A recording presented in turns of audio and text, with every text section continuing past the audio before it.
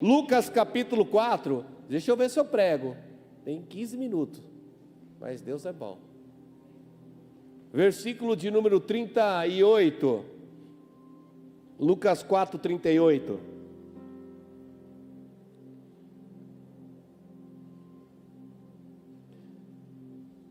Deixando ele a sinagoga, foi para a casa de Simão. Ora, a sogra de Simão achava-se enferma com febre muito alta, e rogaram-lhe por ela. Inclinando-se para ela, repreendeu a febre, e esta a deixou, e logo se levantou, passando a servi-los. Amado Deus, eterno Pai, Senhor, essa é a tua palavra nessa noite, fala conosco de uma maneira plena, fala ao meu coração, ao coração daqueles que aqui estão, que estão em casa, que essa palavra transforme vidas nessa noite, o nosso coração seja boa terra para receber a semente, nos dá, Senhor, essa palavra de direção e de destino para as nossas vidas, é o que eu te peço no nome de Jesus, amém, amém. Escute, a Bíblia vai dizer aqui em Lucas 4, que Jesus está saindo da sinagoga. Jesus está saindo da sinagoga, ele estava ministrando e vai entrar na casa de Simão, vai entrar na casa de Pedro. Na casa de Pedro, a sogra de Pedro está enferma, e a Bíblia diz que Jesus vai curá-la ali naquele momento. Jesus pregou na sinagoga de Cafarnaum, ele está pregando ali, grandes coisas estão acontecendo, grandes milagres estão sendo produzidos. Só que, quando eu olho para o capítulo 4, eu me lembro de algo aqui. É que, antes dessa passagem aqui do versículo 38, quando no início do capítulo 4, nós vamos perceber que Jesus, ele vai ser tentado no deserto. Aqui está sendo reproduzido um tempo no auge do ministério de Jesus. As pessoas na sinagoga vão ser curadas, vão ser transformadas, milagres vão acontecer. Ele vai sair da sinagoga, vai entrar na casa da sogra de Pedro. A sogra de Pedro vai ser curada, mas nem sempre foi assim, porque no início do capítulo, você conhece bem o capítulo 4, a Bíblia vai dizer que aonde Jesus estava? Jesus estava no deserto. É a passagem, Lucas 4, do deserto, aonde Jesus será tentado pelo Satanás. Jesus está no deserto e ali o próprio diabo, a Bíblia diz que vai tentá-lo. Parece um contrassenso. Versículo 38, Jesus está na sinagoga, grandes coisas estão acontecendo, milagres. Ele vai sair, vai entrar na casa da sogra de Pedro, vai curar a sogra de Pedro.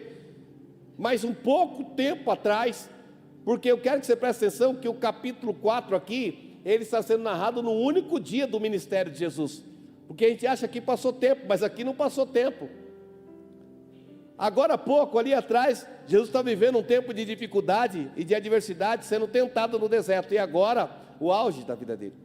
Então o que eu quero que você entenda, eu quero já abrir um adendo aqui, um parênteses para você, porque muitas vezes a gente entrou aqui, você entrou aqui, não sei a situação que você está, mas talvez as coisas estão tão difíceis na história da tua vida. Mas sempre, sempre escute algo, depois dos desertos, sempre virá um tempo de auge de Deus na tua vida, porque os desertos que eu passo, que você passa, que nós atravessamos, ele nada mais é do que preparativo para grandes coisas que Deus vai fazer você viver. Pode ter certeza disso. O deserto da nossa vida sempre será preparação, é isso que a gente precisa entender. Porque olha só, no capítulo 3, quando Jesus vai ser batizado, o que vai acontecer? O próprio Deus vai falar com ele. Mas quando você vê o início do capítulo 4 e Jesus está no deserto, Deus não fala com Jesus. Quem fala com Jesus lá no deserto é o diabo. Nos momentos de provação da história da nossa vida, a gente precisa prestar bastante atenção sobre o que a gente dá ouvido. Porque nos tempos de provação, o diabo vai sempre tentar falar algumas coisas ao teu ouvido para colocar em xeque aquilo que Deus tem para a história da tua vida. Sempre nas tuas provações, quem mais vai falar e vai tentar falar com você é o diabo. Preste atenção nisso e tenha certeza nisso, tá? E nas provações, o diabo vai falar muito mais. Mas bispo, por que Deus não fala? Porque você está no momento da prova. Quando você está lá na escola e chega o dia da prova, o professor vem, né, entrega a prova de matemática, bimestral de matemática. Aí o professor senta e fica só olhando para você. Você pode fazer pergunta para o professor? Professor, eu não sei aqui essa resposta. Espera aí que eu vou dar a resposta da questão 5 para você. Não, você tem que saber fazer. Porque você está sendo provado.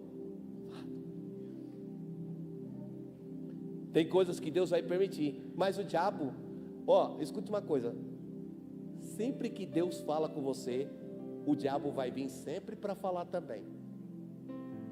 O que aconteceu no capítulo 3, eu estou resumindo, porque eu não tenho muito tempo. O próprio Deus vai dizer, esse é o meu filho amado em quem me comprazo, sim ou não? Ele vai elogiar o próprio Senhor Jesus. Aí vem o diabo, logo no capítulo 4, fazer o quê? Vai colocar em xeque a paternidade do Senhor. Vai colocar em xeque.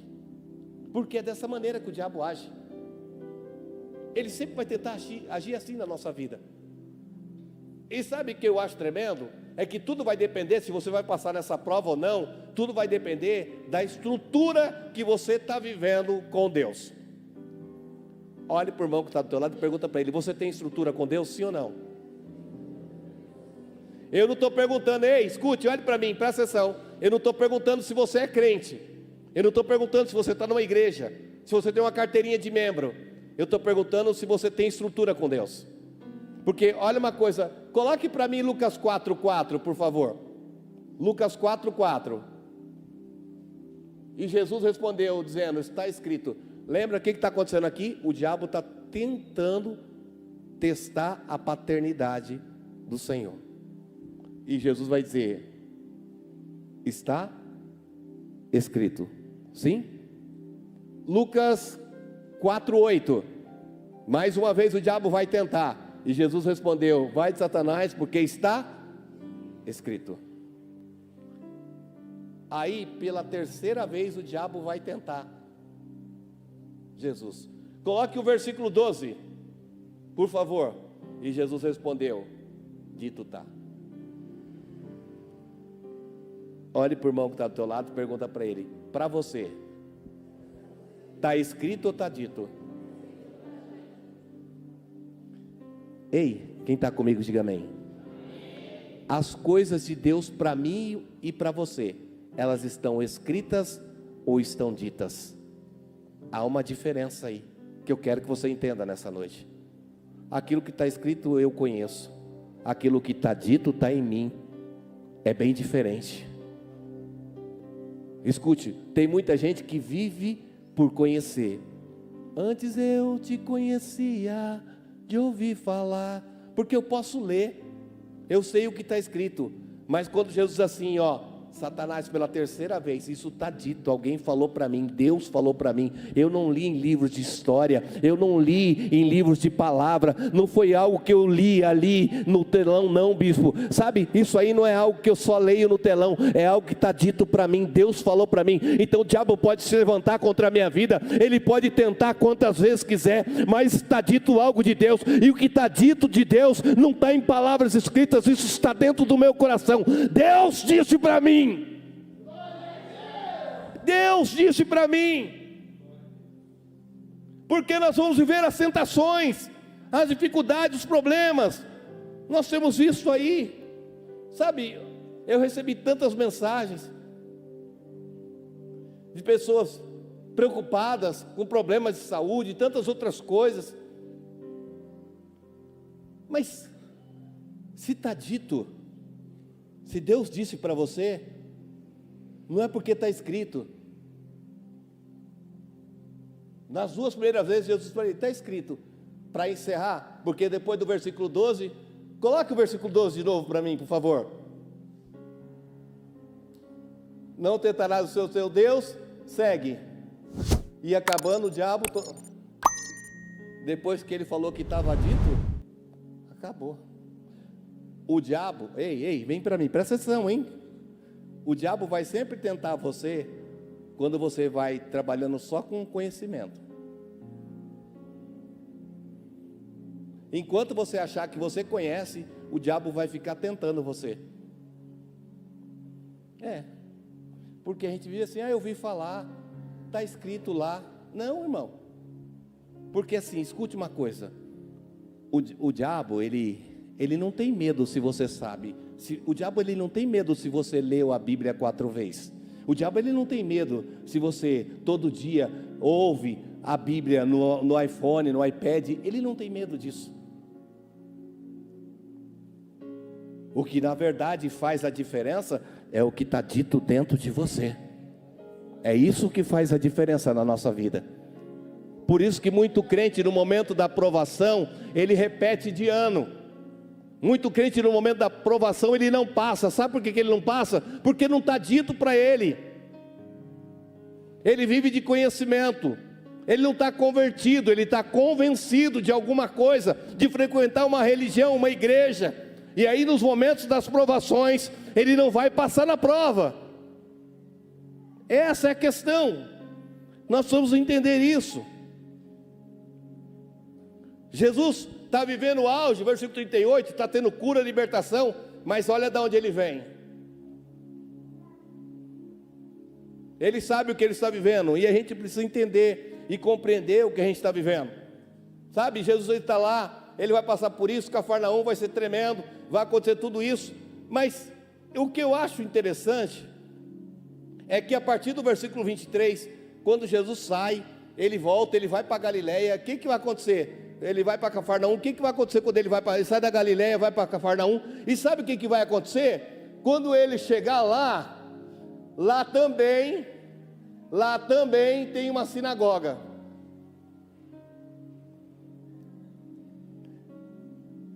E aí, a gente acha muitas vezes, presta atenção, na história da nossa vida, a gente acha muitas vezes que todos os dias serão iguais, mas nem todos os dias serão iguais na tua vida, nem para uma coisa e nem para outra. Não há mal que dure, mas as bênçãos também vão passar. Porque viram outras bênçãos. E sabe o que me chama a atenção? É que assim, sabe, Jesus está ali, ele sai de Cafarnaum e agora ele vai para Nazaré. Só que quando ele chega em Nazaré, a coisa é totalmente oposta do que está acontecendo. Coloque o versículo 23 para mim. Lucas 4, 23. E ele lhe diz: sem dúvida me direis esses provérbios. Olha só, eu vou resumir para você o que está acontecendo aqui. Os caras estão sabendo de tudo que aconteceu lá em Cafarnaum. Milagre, bênção, vitória. Quando ele chega em Nazaré, o que vai acontecer aqui? Ele chega em Nazaré e os caras estão falando assim, faz a mesma coisa que você fez lá. Mas o que você viveu ontem, você viveu. Hoje é outra coisa. Posso ouvir um amém? Esse é o maior problema nosso. Porque eu tive um milagre ontem, eu acho que todo dia a minha vida vai ser de milagre. E nem sempre será dessa forma. Preste atenção nisso. Ei, faz um milagre aqui. Cura aí do jeito que você curou lá. A gente ouviu tudo que você fez lá. Então faz um milagre aqui. Só que assim, ele não vai fazer milagre. Porque não é um momento de milagre. Até para acontecer milagre na história da minha vida, eu tenho que estar pronto. E tem que ser o tempo de Deus. Tem coisas que a gente está vivendo e está passando, adversidades que cada um de nós estamos vivendo, até nesse momento da história da tua vida, que você muitas vezes não compreende e não entende, mas é porque você não está pronto para outro estágio. E você vai passar por isso e vai viver. Não é porque teve um milagre, vivi um milagre ontem, mas olha como é que está a minha vida hoje. Mas é que tudo tem tempo. E o milagre não vai acontecer. Sabe o que me chama a atenção? Aonde Jesus está? Ele está ali em Nazaré. Aquele momento o milagre não vai acontecer. Mas vão acontecer grandes milagres da parte de Jesus aí? Vai acontecer. Olha só, lá na frente, Jesus vai curar quem? Vai ressuscitar quem? Lázaro. Mas não agora. Diga por irmão que está do teu lado, diga para ele, tem coisa que não é agora. Diga, tem coisa que é depois.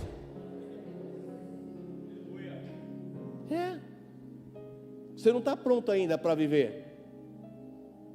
Você não está pronto. Tem coisas que vão acontecer na sua vida, mas é depois. Nessa mesma área da tua vida, tem coisas que não é para agora, é para depois. E você precisa entender isso, que é para depois. No tempo certo vai acontecer. A gente muitas vezes acha que sabe qual é o tempo e sabe qual é a realidade, mas não. A única coisa que você precisa entender é que se não está acontecendo agora, descansa. Não chuta o balde. Não joga tudo para o alto.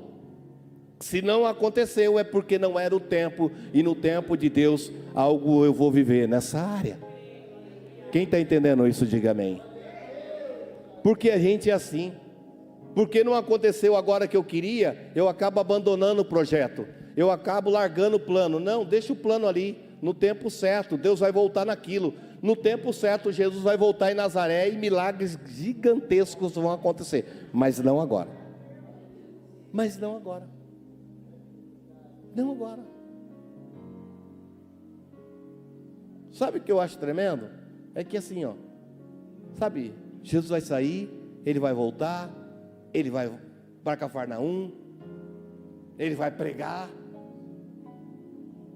As pessoas vão olhar, vão elogiar, mas os próprios que elogiam ele, depois vão levar ele lá para o topo lá. Olha para o irmão que está atrás, diga para ele, toma cuidado com os elogios, tá?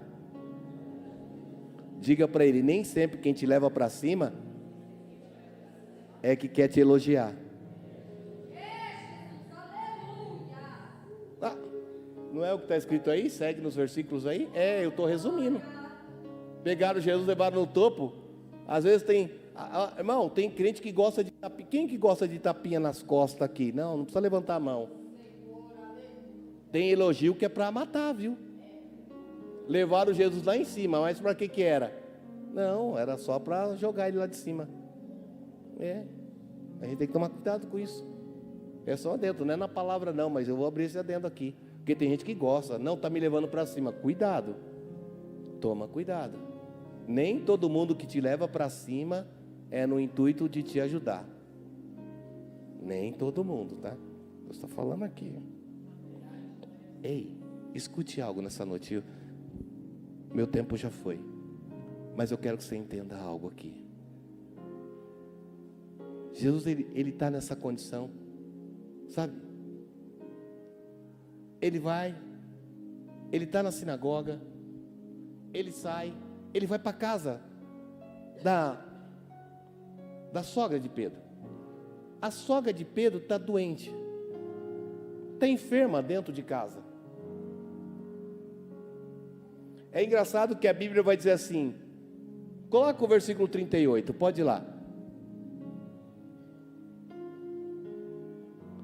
Lucas 4:38. E estava enferma uma mulher e com febre. Rogaram por ela. Mas quem? A Bíblia não diz nem quem, mas diz que rogaram. A Bíblia não diz que pediram. A Bíblia diz que rogaram. Alguém intercedeu com grande veemência para que o próprio Jesus fizesse algo. Primeira coisa que eu quero que você entenda. Primeiro, essa mulher, ela está na casa dela. Ela está enferma. Ela está reclusa. A Bíblia não diz quanto tempo ela está assim, mas fica claro que quem rogou conhecia o estado da situação dela. Porque não tem como você interceder por alguém se você de fato não conhecer o estado da situação da pessoa. Agora, a gente não vê ninguém enfermo passeando para lá e para cá, vê? Não.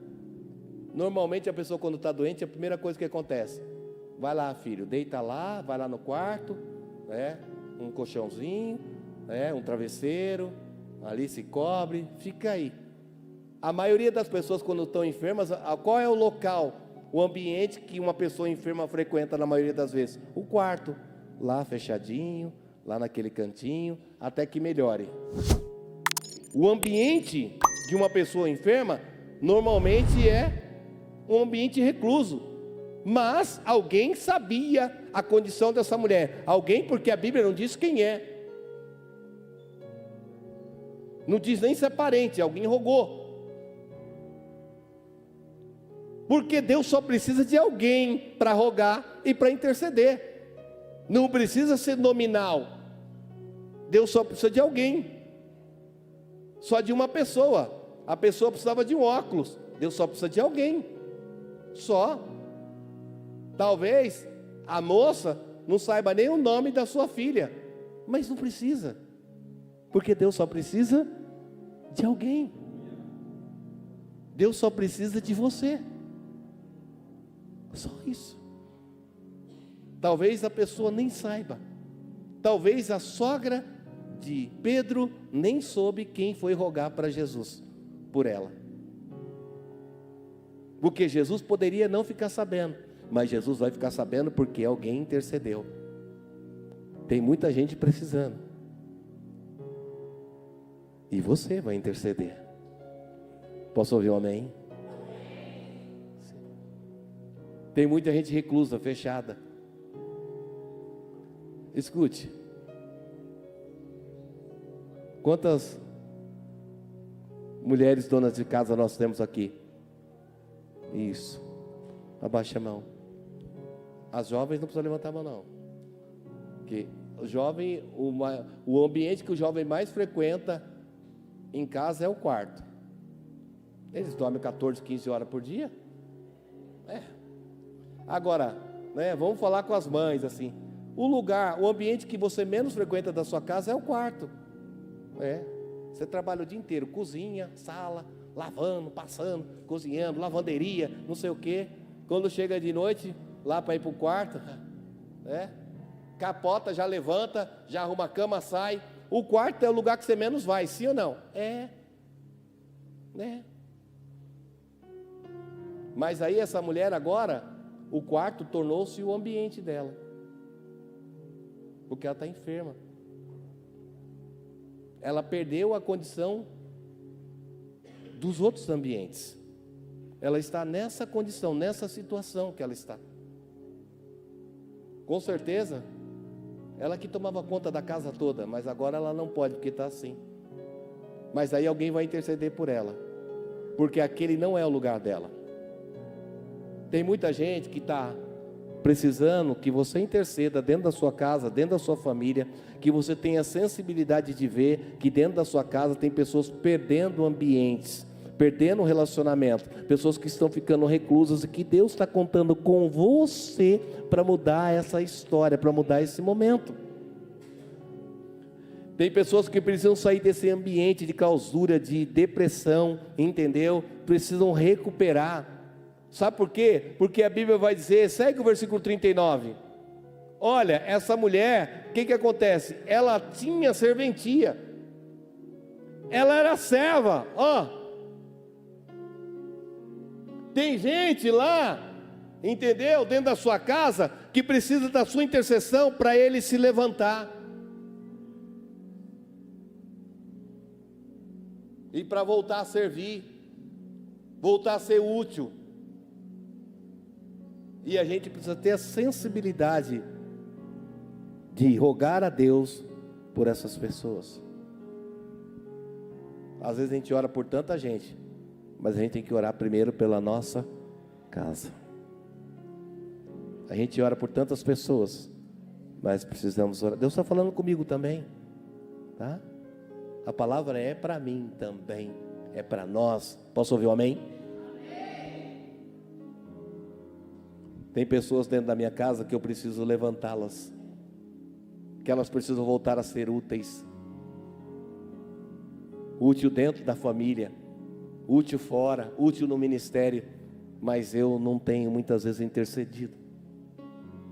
Então nós vamos tirar 5 minutos de oração, fique de pé. Mas não é por mim, é pela minha família. É pela minha família.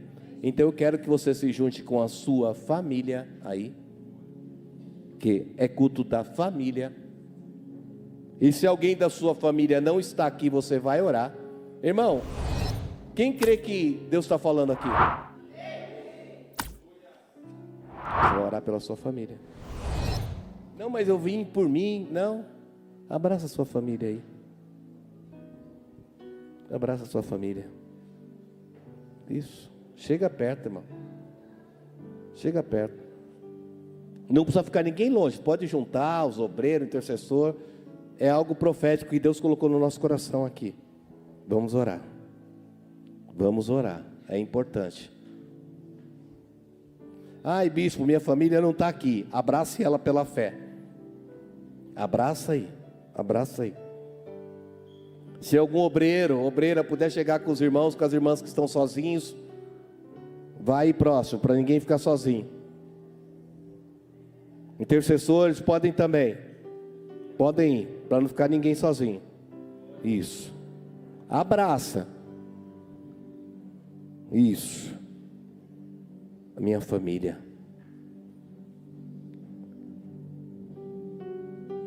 Aproveita que você está abraçado com a sua família e expressa o seu amor e o seu carinho aí. Se der para rolar um eu te amo. Ouvi uns dois aqui, ó. Ô glória. Isso. Diga, eu vou rogar por você hoje aqui. Diga, olhe nos olhos e diga, eu vou rogar por você. Ei, irmão, olhe para mim, presta atenção. Ó, nossa, bicho, que palavra rogar. Rogar significa muito mais do que interceder. Quem roga faz mais do que interceder. Alguém que roga por alguém é alguém que insiste mesmo. Alguém que não larga enquanto não acontecer. Esse é alguém que roga. Rogar é ser insistente naquilo que eu estou fazendo. E eu não posso orar pela minha família se não for assim. Eu tenho que orar dessa maneira. Então, comece a orar aí. Pode começar a orar. Não sou eu que vou orar não, é você. Eu vou te dar uns minutos aí. Pode começar a orar. Isso. Pode orar. Isso. Abra sua boca aí.